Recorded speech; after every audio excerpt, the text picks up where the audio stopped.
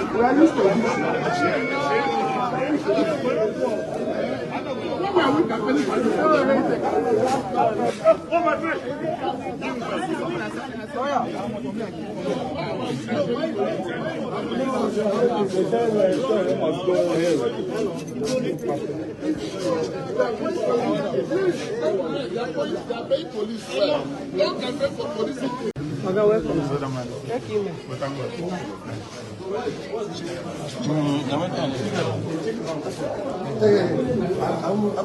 will see that.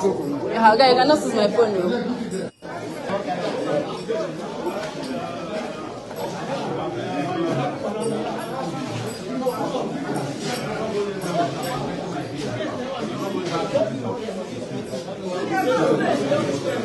Yes, good afternoon, Barrister. Yes, good afternoon. Yes, I want to give you up to speed with what transpired at the courts some moments ago. All right, thank you very much. Well, let me start from when we drove into this area of Kuje.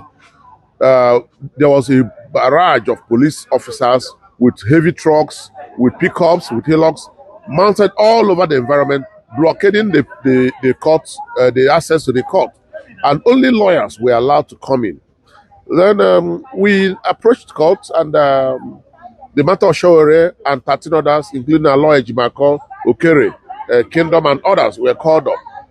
We applied after the FIR was read to them. We applied for their bail. The court was gracious enough to grant them bail on very liberal terms.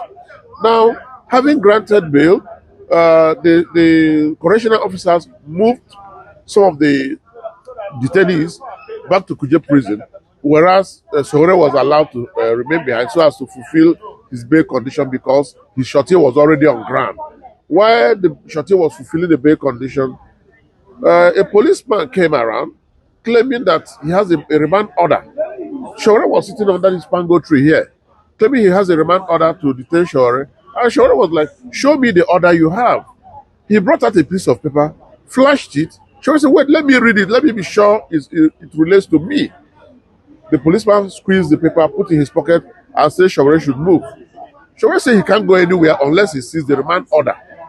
While they were still talking, the next thing, all the policemen in the environment, more than 100 of them, came into this court compound, surrounded this mango tree where we were all sitting. And the next thing is, they grabbed Sowore by the neck. Some were holding his shirt, some were holding his leg. You know, they were rough handling him. They pushed him until they crashed into this woman's food shop. I don't know what to call it, where he sells food. This is his table. Okay, let me show you. That's the woman's table. They broke it, fell her wear, scattered everything. The woman is there. They destroyed her properties for no just cause. Sowore was not resisting going. He said, "Show me the order you claim that you have, and I will follow you." But the man did not show the order. He just flashed a piece of paper like this so that you can't read it, and then squeezed it and put it in his pocket, and they all bundled him into their vehicle. One of the lawyers, Tope, was injured. If you check his hand, he's injured. Blood was coming out. His bib, this white thing we wear on the neck, was stained with blood. All of us, we ran away. And then the funny thing is that there was a guy who was a lawyer. He was making a call here. They say he was filming them. They also bundled him into their vehicle and left. And they refused anybody from bringing out their phones. If they saw you with phone, they grab you and throw you into their vehicle. So I want to find out really from Nigeria and from the Inspector General of Police. Did you give your men order to arrest people who video them in when they are arresting people? If you are doing a good work, shouldn't you want to advertise it so that people know, "Oh, I'm doing a good work"? Why are you scared of being videoed? Why are you doing your things in secret? Sowore said that you are a retired police officer. You are not qualified to be Inspector General. Sort it out with him in court. Why send your men to brutalize him whenever he raises that issue outside? Why do you send your men to brutalize? Because that is the essence of that brutality you saw. It was as if there's something personal between the police officers and Sowore. I don't think it was just because there's a remand order. I think there's something deep personal, and they really want to show him that they can deal with him anyhow and anywhere.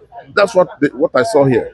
Thank you. Yes, we just came to court this morning when they, as you see, you can understand, Sowore was arrested yesterday and brought to court this morning, and they amended their charge and joined him together with Aloy Ejimako and others. So they were arraigned this morning and they took their plea, applied for their bail.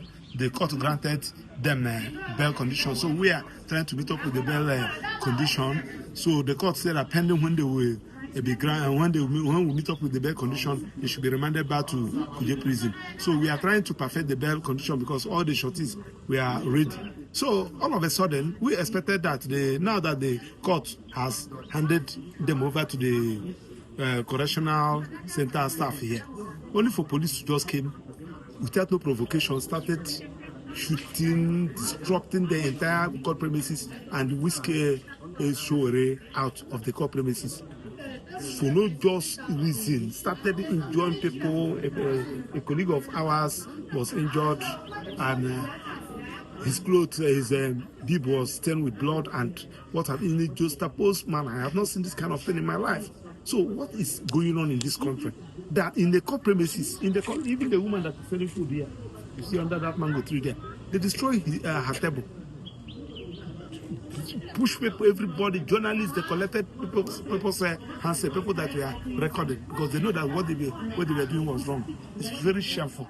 That is the position we find ourselves. We don't know where they have taken Sowore to. So some people say police, some people say prison, but we are still in court here. Thank you, and go have a nice day.